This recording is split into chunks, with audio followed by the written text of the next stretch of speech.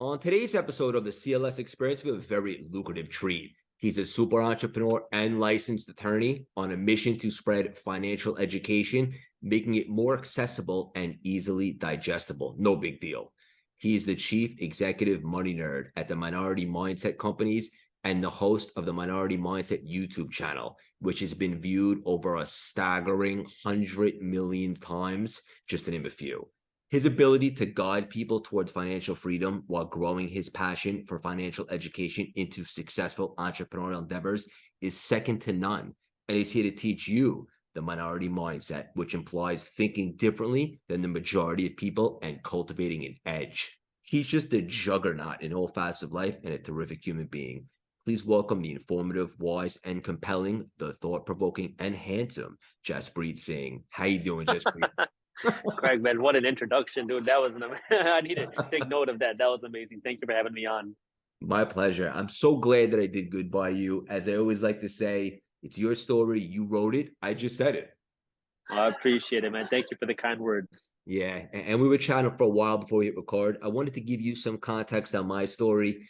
And one of the coolest things that we get to do now is have awesome guests on the show and share you with my audience that might not be familiar. For our listeners, my biggest suggestion, if you're not familiar, do a deep dive. Check out all his content, his videos, play catch up. What I think is most valuable today is we should have an unbelievable conversation. Before we dive in, we're going to get a little weird. You ready for me? Let's do it. What is your superpower, Jaspreet? My ability to take complex topics and break them down into things that are simpler, and my ability to stay disciplined. I think I have a unique ability to focus in on things that are long-term and really dedicate and devote myself to something, even though it seems like it's impossible. That's awesome. Yeah. And a couple things right there to unpack. Discipline, right?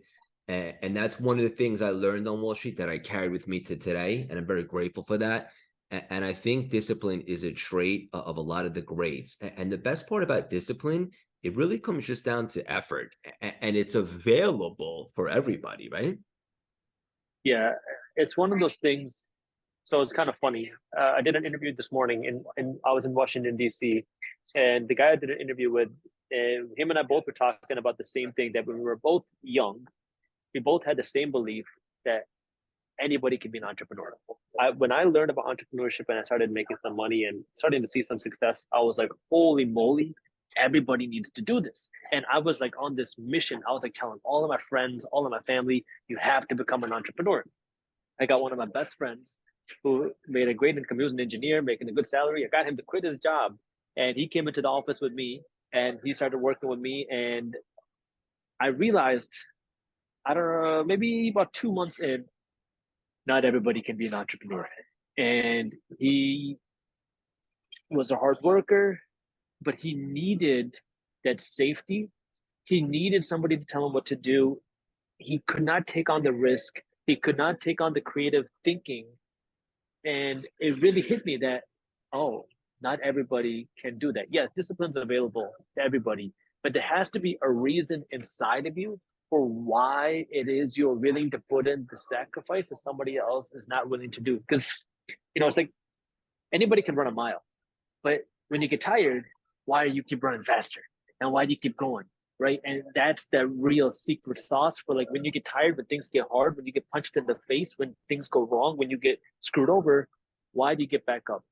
And when you are an entrepreneur, particularly, listen, you are going to get punched in the face physically sometimes, and sometimes metaphorically. I started off with the party business. And so I would get punched in the face physically because I was actually a bouncer for my own parties. So it's like, you got to be willing to, like, endure things that are really uncomfortable. And it's hard. Everything is hard, but I can only speak to things that I've seen. And that's what makes people, it makes it very hard to do. Yeah, beautifully said. So much to unpack there. Specifically entrepreneurship, right? Like, I pivoted a couple years back and started my entrepreneurial journey, and a lot of people think it's been an overnight success. The truth is I had been working on myself for 15 years. I just finally put it all together. But so many people come to me for coaching, like, I want to do what you're doing. And I smile and I say back, but do you want to do what I did? right? Yeah. In the beginning of the lockdown, when everybody was doing Netflix, specifically that Tiger show and a lot of day drinking, I got to work and I was putting myself out there. I was creating content. I was making mistakes. I was learning and all that stuff. And you just nailed something so beautifully articulated. I want to acknowledge you for that. Specifically with really with anything special, but we're just talking about entrepreneurship here. Like, it's more than money, right? It's that maniacal drive. It's the passion. And I've heard you talk about this exact analogy before. Like, why does Warren Buffett wake up and go to work? That guy clearly could do whatever he wants, and he doesn't have to, and I quote, work. But that guy's driven. He's got a purpose. He's in love with this stuff. It means something to him. And it made me think of when you just described entrepreneurship, like, spoiler alert, the setbacks, the obstacles, the low blows, the punches in the face, physically, spiritually, emotionally, they're inevitable. You don't have to love them, but you have to accept them. And that's what makes the rewarding so beneficial and so beautiful. And it's like we always like to say, you gotta love the process, because at the end of the day, once you get to that big audacious goal, probably just thinking about the next goal, right? Or even, let's be honest, like, there's a chance that you might not even get that championship ring. That's a reality. So you gotta fall in love with those seasons of grind and so forth. I love the way you said that. Yeah, 100%, man. And I think the big mistake, and I think you were kind of hinting at this, is when I'm going to be honest, Please. growing up, I wanted to be rich because I saw how hard my parents worked. And in my culture, money is very taboo.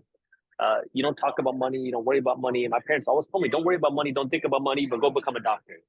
Why become a doctor? So you're successful. I saw how hard my parents were working, and then they would tell me not to worry about money. And I realized I wanted to have money. That way I could give back to my parents so they don't have to work as hard.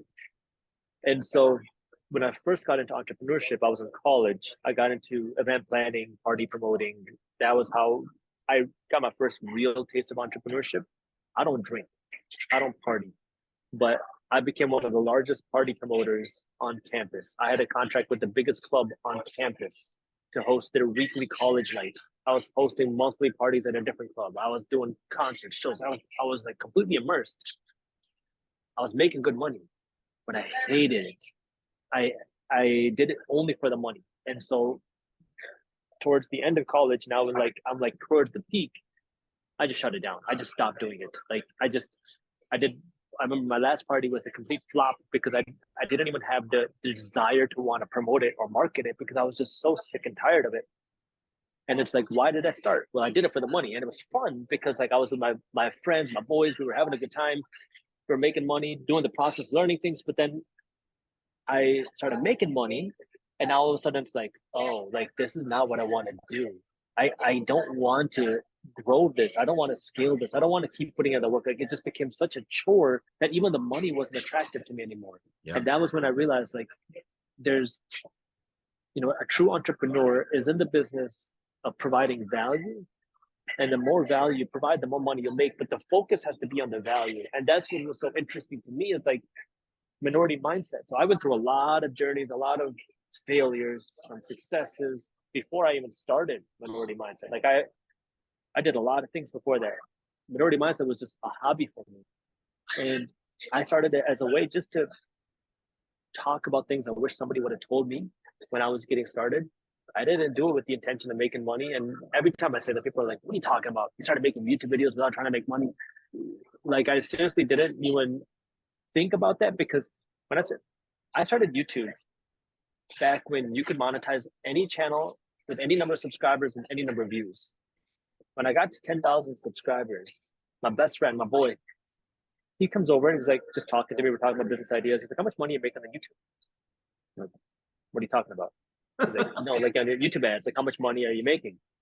I'm like, I'm not making any money. What do you mean? He goes into my back end and he's like, dude, you haven't even turned on monetization on your ads. You just have to push this button and you can start making money. I don't even know. For me, this is like truly just like something I was doing because I was so busy working on other businesses. I was so busy like working on building my real estate portfolio that the YouTube was just honestly a fun way for me to like finally talk about the things I wish that somebody would have told me, that I could just talk about it freely. And that slowly grew, but then grew to then I realized that this is now growing my personal brand, which I never understood. Like we're talking like 7 years ago, where the power of a personal brand, like Instagram, you could still only post pictures. Like there was no such thing as reels or shorts. Like it was, the personal brand was still a new concept. And that was when I started to learn, like see it happening. I was like, oh wow, like this is something that I could use and grow and develop. And so it's like I didn't start it like chasing money. I started this just for value. And then I do this now because I like it, and it allows me to grow my businesses. Like I have a newsletter company now. Like my YouTube channel is like kind of what I call my hobby. It's my fun. My real business that I run is called Briefs Media, briefs.co. And we have a couple of newsletters. We have a newsletter for entrepreneurs called Business Briefs. It's a free newsletter where we cover what's going on in the latest business trends and innovation trends and things like that. So for entrepreneurs, it's a free newsletter for them. And then we have a newsletter for investors, retail investors, regular people, regular investors, for market briefs, where I'm breaking down what's happening in things like the stock market, the housing market, the crypto market, the global economy, inflation, the Fed. My team is breaking that down into a daily newsletter, and that's also completely free. So that's for like my time and like my focus. I'm trying to grow the businesses, but like my fun is like I talk about YouTube, just talk about what's going on, and I get a lot of enjoyment out of doing that. I know you do, brother, and I suggest the entire audience immediately following this conversation go check it out. It's awesome, and I love how, I read in a book a couple years back, Secrets of the Millionaire Mind, and it always stuck out with me. Adding value gets you rich, and it wasn't your intention to monetize a YouTube channel necessarily. You just wanted to add value. You said it yourself, like this is something I wish I had in the beginning, and now look at it, and it took a life of its own. Not really that surprising, but I do want to acknowledge you for that. That's awesome. There's so many cool places we could take this conversation. For me personally, like if the audience is familiar, play catch up, like I said, find out a little about his history and so forth. I know you probably get asked that question all the time. Like, tell us how you got here. So let's keep it different. Let's keep it refreshing. A couple of your hits that you talk about that I think will be most beneficial for today is you said this, and this really caught my attention. Everything that you've been told is a lie about who really gets wealthy. Tell us what you mean by that. Okay, so growing up, I grew up in a traditional Indian house, and I was always told that if I want to make money, I need to go become a doctor. That was just like the thing that I was told, where like your grades are directly correlated with your income. And in school, we're taught to go and get a job. Our school system breeds employees. Not that it's bad to be an employee. Don't get me wrong. That's just what our school system does. It breeds employees. So that's a fact. Now, let's take a step back. And if you look at the richest people in the world, nobody, and I'm not even talking about the 0.1%, which let's talk about like the a little bit broader level. The richest people aren't people that got there from their incomes. It's people who got there because of what they own. And then I started learning more about our economic system. See, in America, we have something called a capitalist system. And that word drives a lot of emotion, but I don't think people really understand what that means. So what I like to do is I like to dive into what actually these things mean. And a capitalist system, what that means is there's two ways you can get paid. You can get paid from your labor, or you can get paid from your capital. Your labor is, I go to school, I get a degree, I get a job, I get a paycheck, right? I go to work, I get paid. That's my labor.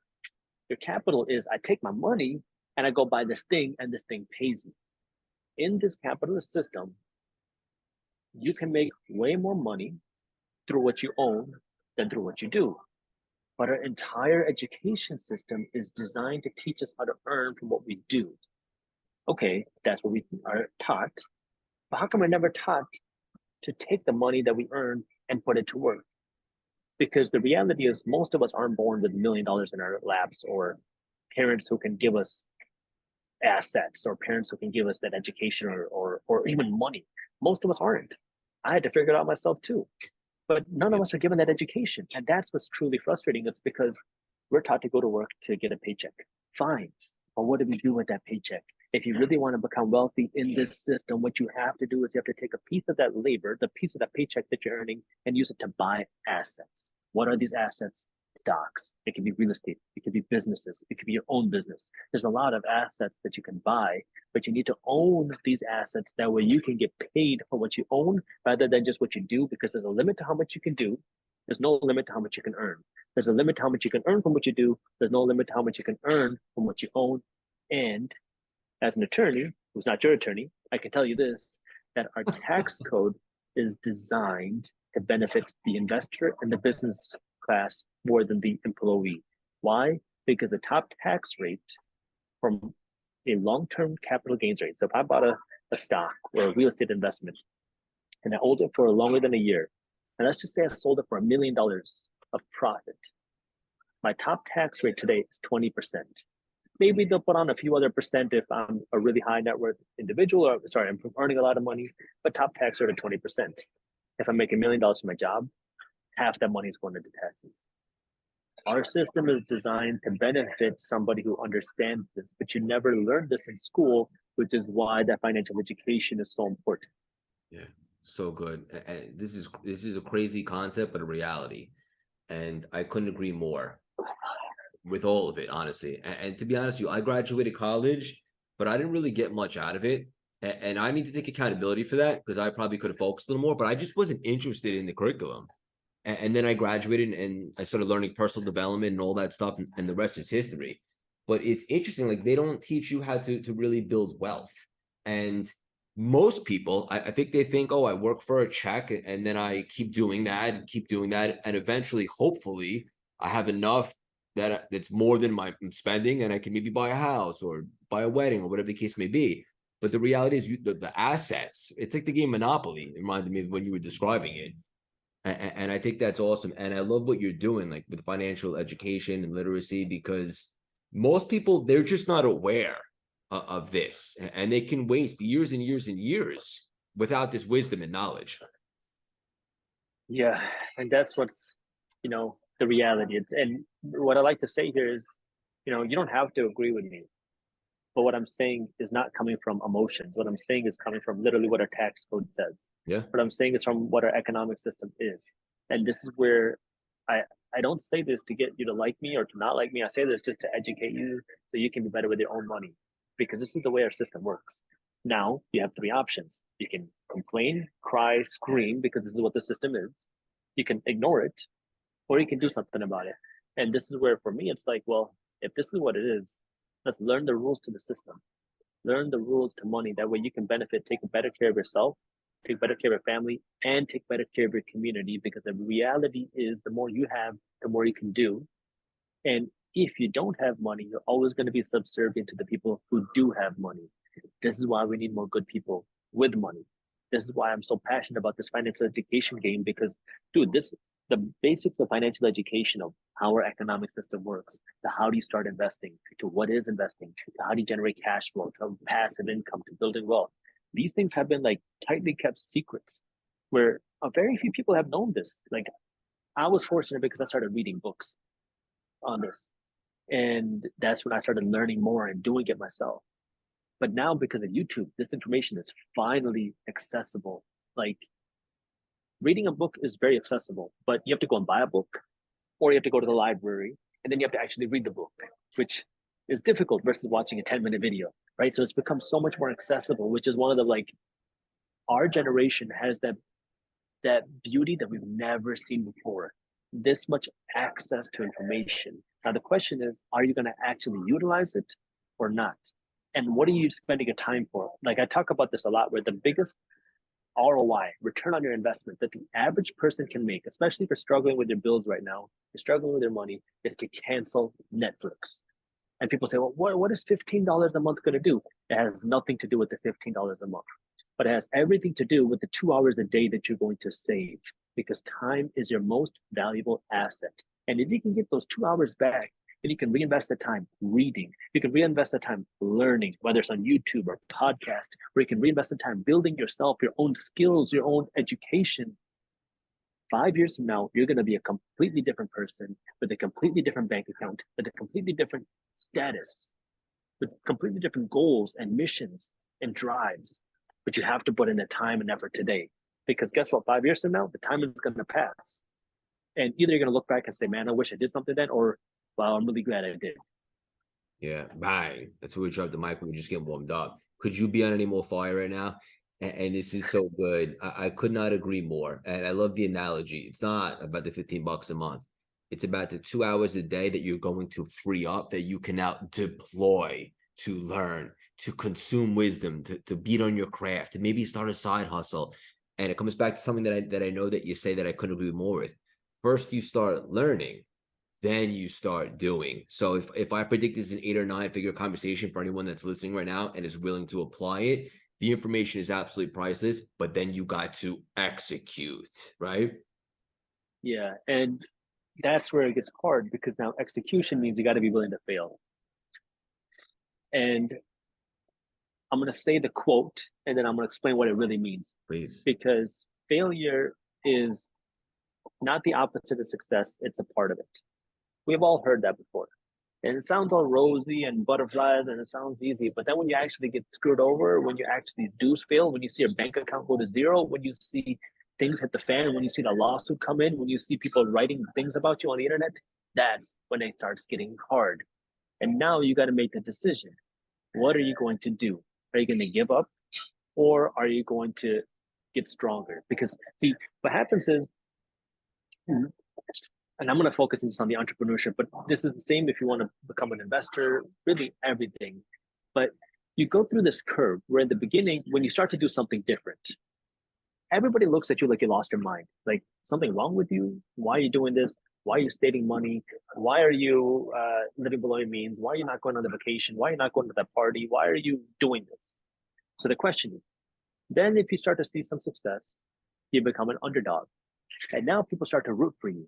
Oh yeah, I've been rooting for you all along, and you're making it, and you're doing great. And so now you start to get that like underdog mentality, and everybody's on your side. Then if you continue succeeding, you kind of become that top dog in wherever you are.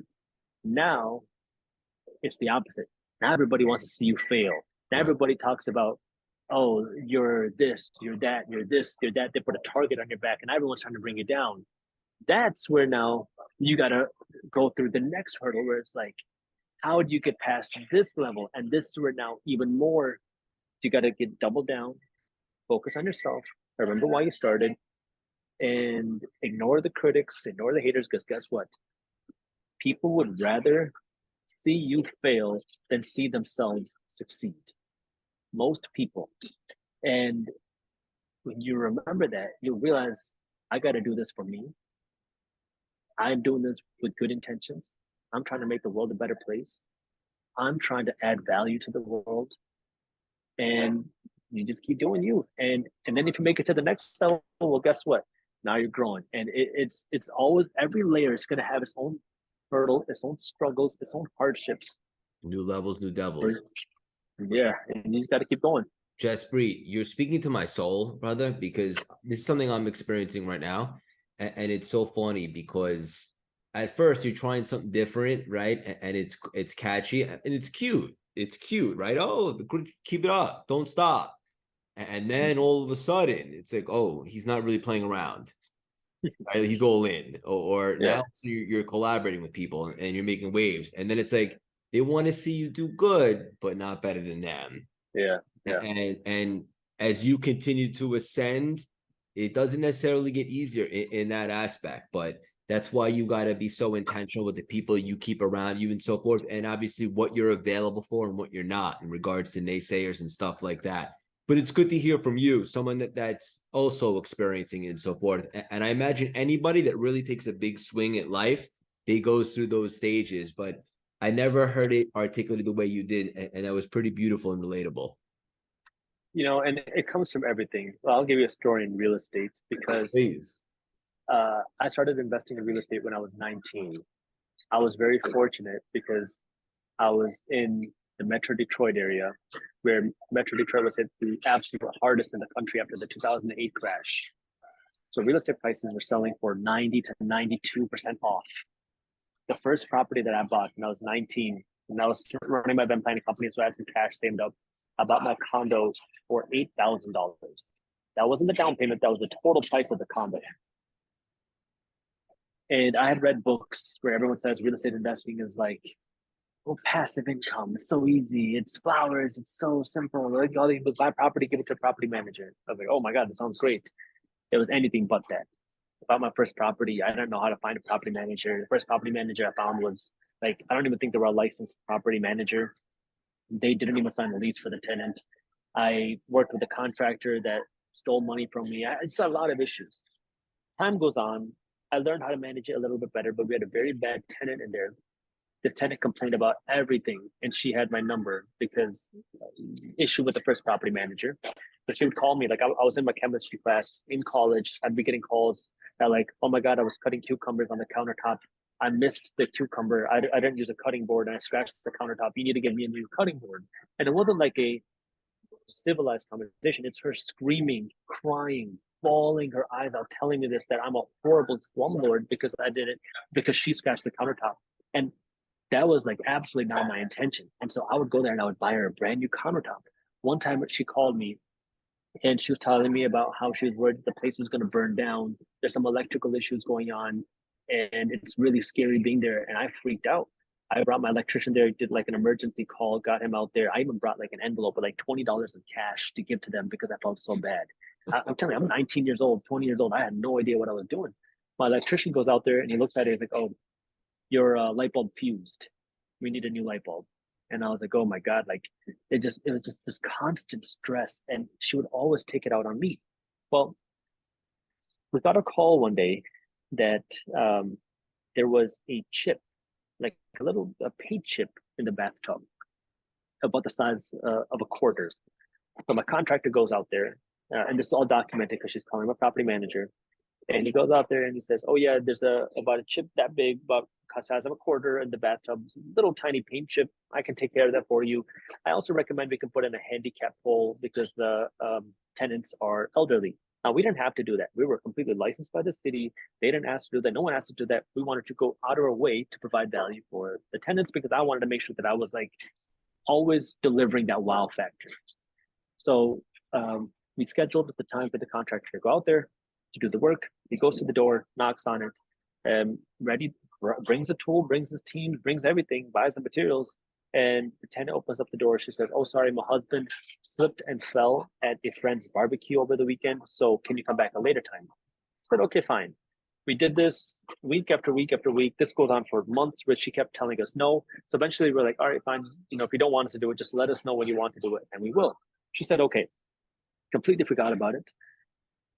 A couple years later, I get a letter in the mail saying that I'm being sued by the tenant. Or not me, my real estate company is being sued. I was like, what the heck? And it said I'm being sued because the tenant claimed that the bathtub was too slippery when the water was on. And that because the bathtub was so slippery, the tenant fell.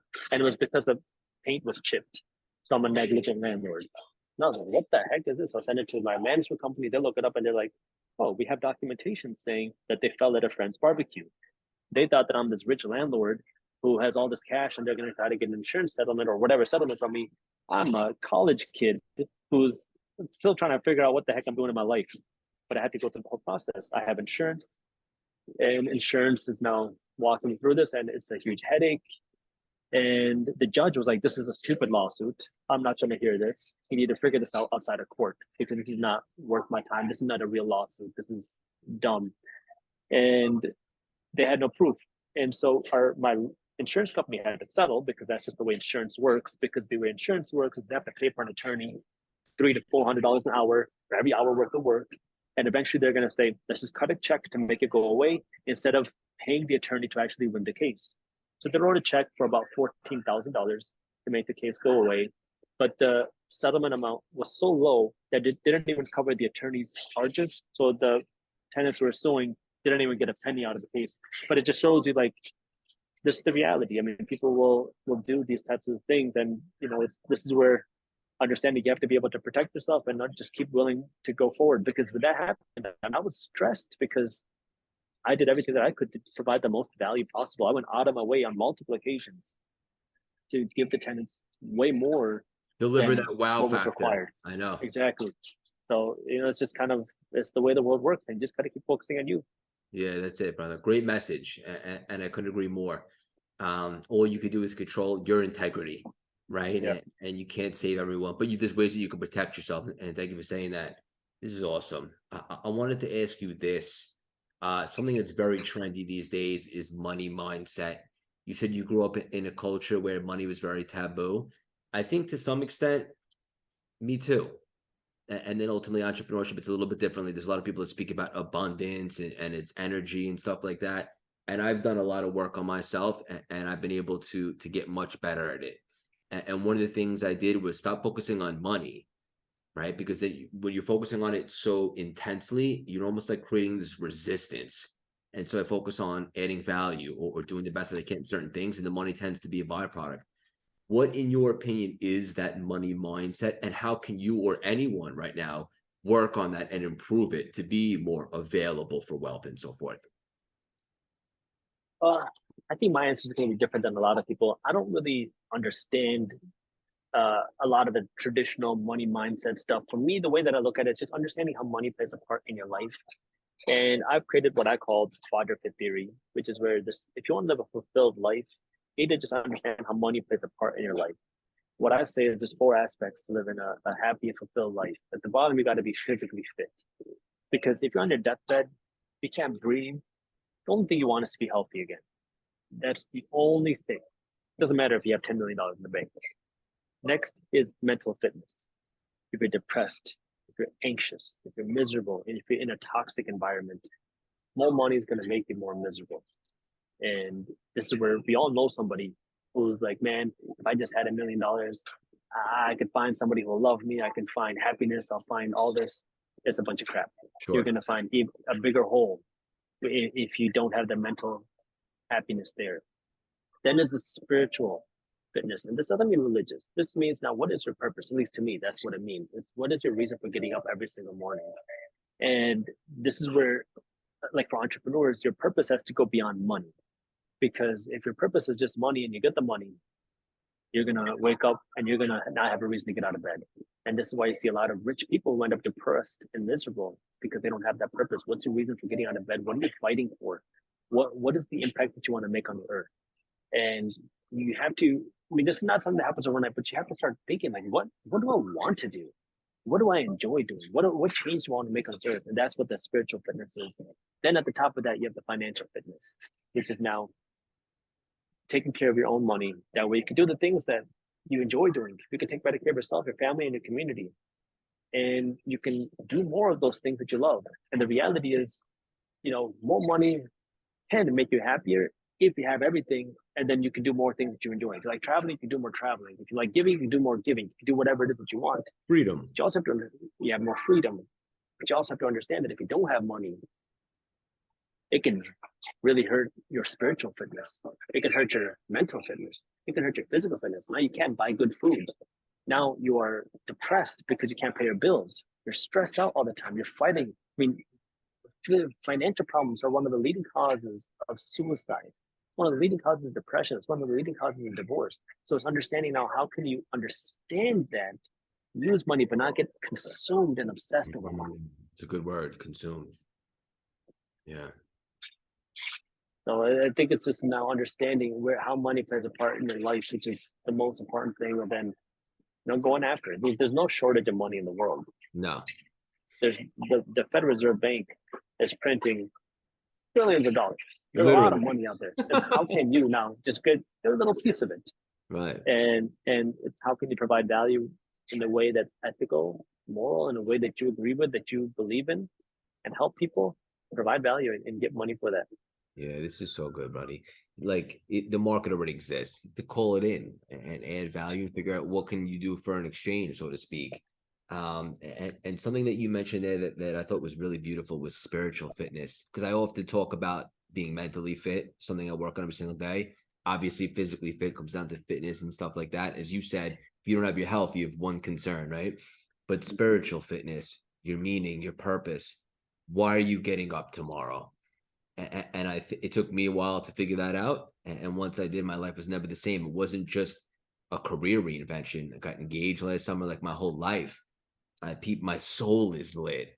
And you mentioned something like, we all know that person is, like, I know a lot of people that think, oh, once I get the money, or once I get the car, once I get the watch, the promotion, then I'll feel good, or then I'll feel lit. But that's not the case. And the irony is you can activate that lit soul now, And then ironically, when you're lit up, you end up manifesting the things you thought you needed to have that lit soul. Yeah. You know, it's read one tip that I can give to anybody is read biographies, because that's given me a lot of I love reading books. So I don't like actually physically reading. I listen to audiobooks. Same. And I love biographies, especially from people that you look up to or admire, or that you Same. have learned from, because you learn so many things that you never thought you might have learned. Like I started learning about mental health from Ray Dalio in one of his books, who's a hedge fund owner. And then you learn about purpose from different people. So if I can just give like a few, because, you know, talking about purpose, Tony Hsieh, co-founder of Zappos, wrote an amazing book called Delivering Happiness. And he talks about how he made millions of dollars in the company, sold it, was on top of the world, had more money than he ever needed. He was super young, but was miserable. He had no idea what to do in his life. And then worked with Zappos to build that company, and found the love for building and creating company cultures, and really enjoyed that. I recently just read Will Smith's book. I think it's just called Will or something like that. Man, I really enjoyed that book. That book was so much fun. And the audio book, the way he did that, he really went above and beyond. Is that new or a couple years old? I don't know. I think I just read it, so I don't know if it's new or old. I think it came out in 2020 or something, but I really enjoyed that book. And I'm reading right now a book by what's his name? Matthew Perry, the guy who was Chandler Bing from Friends. Matthew Perry. Matthew Perry, man, and that book is just so insightful onto mental health. Like Will Smith's book was really insightful onto purpose and understanding that money can't fill those holes. Matthew Perry is so deep in mental health, and hearing these stories that deep, you get into the minds of people that like you see on screen or see on TV. I grew up watching Fresh Prince of Bel-Air, man, and like sure, I felt like I knew Will Smith, but I had no idea. And just learning from that and seeing the story, hearing the journey, it's just so inspirational, but also like insightful, because it's like, how much would you pay to get dinner with somebody like that? A lot of money. Yeah. $20. You got the audiobook, and you got like a lifetime of their experiences in that. Yeah, so good. And then also like the people I love history too, and it's like the people that you hold in high regard, like success leaves clues, right? And you can kind of find out like what makes them tick. And it's, you said, like there's enough money out there for trillions of lifetimes, but what made them successful? What were they super passionate about? What made them unique? And I love learning about that as well. Yeah, and it's just hearing, getting out of your own bubble, because okay, I'll take another kind of sidetrack here, because I think all good. Realizing we all have our own bubbles. As much as you might think that you're not in a bubble, you are in a bubble. And realizing what's possible is a big step to achieving something bigger. Like for me, I never really had much guidance or someone telling me like, oh, you can think big and you can make big impacts and all these things. But then you read books and hear, whoa, you're telling me that people make over $1 million a year? You're telling me that people can make $1 million a week? You're telling me that people can build businesses? You're telling me that people can follow their dreams? You're telling me people can become actors? Regular people can do these things and have done it? And you get a taste of it. And when you get that taste, it's like, it's possible. And when you realize it's possible, then it's either you ignore it, or maybe you do something about it if you feel like it resonates with you. But at least you don't have to live a life of regret and never trying. Because, the big thing for me was like, when I'm 65 or 70 years old, when I look back, do I want to say, man, I tried and I failed? Or would I rather say, I wish I tried?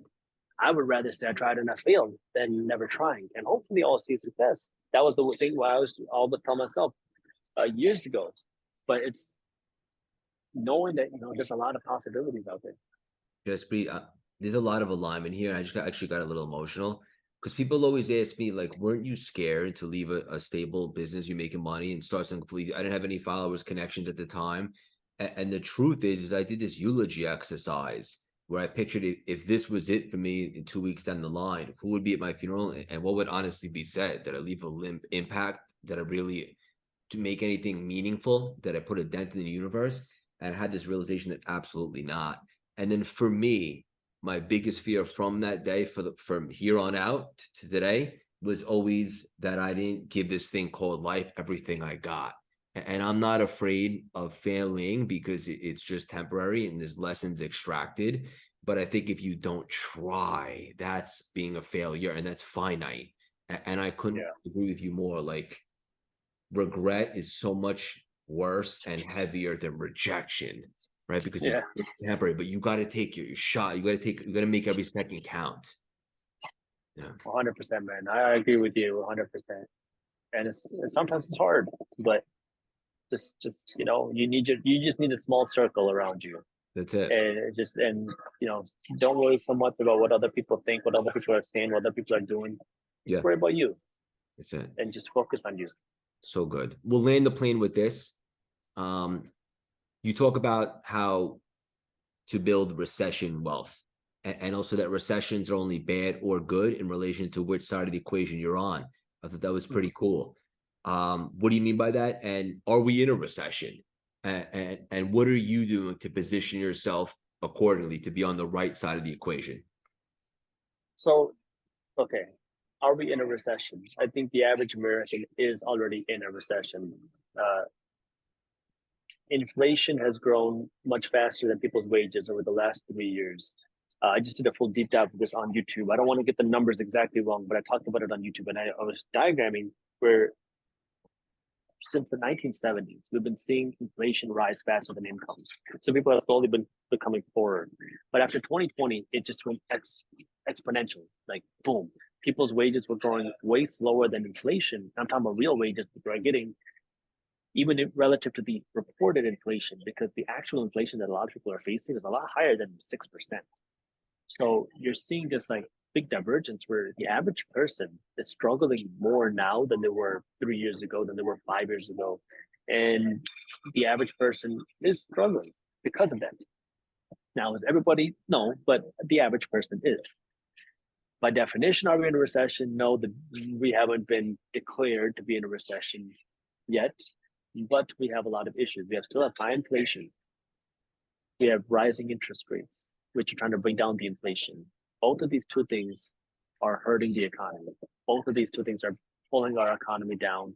And we still have a lot of excess cash out there. I just did a report went through JP Morgan Chase Bank's analysis. They have like probably the most insightful data onto like people's savings health, because they literally have like everybody banking at Chase Bank. So they know how much money people have. And what they said was that people still have about $1.2 trillion worth of excess cash today, relative to like this pre-pandemic. So like they're saying it's like still like stimulus money, unemployment money, or some sort of pandemic money is still there, over $1 trillion worth. And other data shows us that people are spending more of their income, so people are saving less money. Bankrate said that 4 out of 10 Americans are now digging into their savings, and credit card debt is rising at some of the fastest rate ever. So it's like we have this cushion still, it's slowly being shrunk away.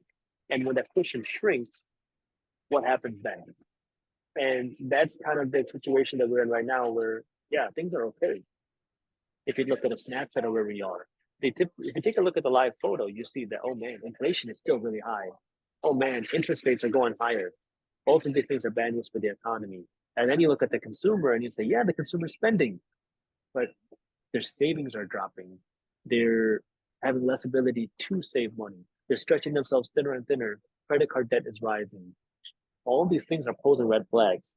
And this is where I look at this from a broader perspective and say, this is going to cause pain in order to fix.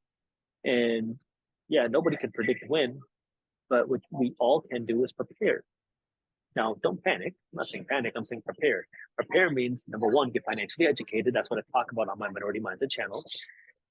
Number two is prepare. Prepare means I say 2023 is not the year to go and finance a new truck. This is the year to be smarter with that money, work to save some money to protect you against an emergency, and also save to be able to capitalize on opportunities, because the reality is recessions and market crashes create more millionaires than any other time. Why? Because when you see a recession or a market crash, you see panic. People sell good assets at discounted prices. So when you see a sale at Macy's, you see a line out the door to buy sweaters at 30% off. When you see a good stock selling at a discounted price, nobody wants to buy it. When you see good real estate selling at a discounted price, people are running away. And so this is now where you want to flip the script, look for those good opportunities, but be ready to actually capitalize them. Because if you see the opportunity but don't have the money to buy it, well, there's not much you can do. And this is where now preparing when times are okay, now we can take advantage of opportunities when times are not okay. And this is where that education comes into play. Yeah, this is so good. And for the first time in my life, I'm really going to be positioned and be available to hop on something that looks attractive and so forth. Is there something specifically that you're really excited about in regards to like distressed assets or something that's a good opportunity for you in the next year or two? You know, I'm always looking. Where do I begin, right? Yeah, I'm always looking. Sam Zell, the real estate developer, has a great book on this. He talks about his own journey. He was a big real estate investor and developer, but he was very big on investing in distressed assets. And so he talks about how he did that in real estate, but then he also did that in the railroad industry. He also did that in the newspaper industry. And he talks about how he's just an opportunist and looks for opportunities wherever they are. Right now, my biggest focus is just building my own company, the Briefs Media brand. So we're investing heavily into that. But you know, for me, I'm just wherever I see opportunities, that's what I do. And I can't tell anybody what to do. I recommend you always do your own research. Never blindly trust the random guy on YouTube, but you know, start learning and work to build that your own wealth, and it starts with your mind before it hits the bank account. Love that. Two things real quick. Number one, was that a specific book that you were referring to? Sam Zell has a book. I don't know the name of the book. I don't know Sam if he has many Zell? books. Sam Zell is the name. He's the developer. I don't know what his book is called, but if you look it up, I don't think he has many books. It might only be one book. Okay. How do you spell his last name? Zell. Understood. Okay. And then also, as an older gentleman, love it. Okay. And one thing that you said that I can say without hesitation that everybody should do is invest and bet on themselves, whatever that means. For you, it's your brand. For me, it's mine. For some, that might be a coach, a mentor, or education. But something where you can accumulate more wisdom and there's something that you could control. And I think that's always a good idea. Yeah, I mean, you got to start with yourself, and you know, there's always opportunities around us. You just got to look for the right one at the right time. That's it. This was so valuable. I'm better for it. I know the listeners are as well. We're about 6 million now. The audience is really loyal and engaging. What's the best way for all of them to support you? I appreciate that. You can watch me on YouTube, Minority Mindset. You can check out market briefs or business briefs at our website, briefs.co. And yeah, I also have an educational brand, marketinsiders.com. I guess if you want more education, but yeah, everywhere on the internet. And just for you have a newsletter that people could sign up for and subscribe to? Yeah, briefs.co. You can see market briefs. We're going to put that in the show notes. Sweet. Yeah. Hang up for 1 second. I want to connect with you after. All Just, right. I want you to know the definition of perspective, authenticity, and playing big. I could personally guarantee that your best yet to come. Keep on spreading your wings and leaving your mark on this world. So much love and respect for you. Thank you so much for stopping by and dropping these priceless, juicy nuggets today. Thank you for having me on, man. That was awesome, Jaspreet. Thank you. I appreciate it. Thank you for having me on. Yeah, that was great. Let's stay connected. I'd love to continue to support you. Absolutely, man. I would love that. Thank you, man. I appreciate it. Do you ever come out to New York? Dude, I spent a lot of time in New York. I was just there last week. Really? Yeah, I spent a lot of time in Manhattan. Business? Yeah, usually business. I actually lived in Soho for 2 months last year. 2 months? Well, like an Airbnb? Yeah, I got an Airbnb over there. Nice. I'm right here. Where are you? I'm on the East River, 36 and First. It's East River. Yeah.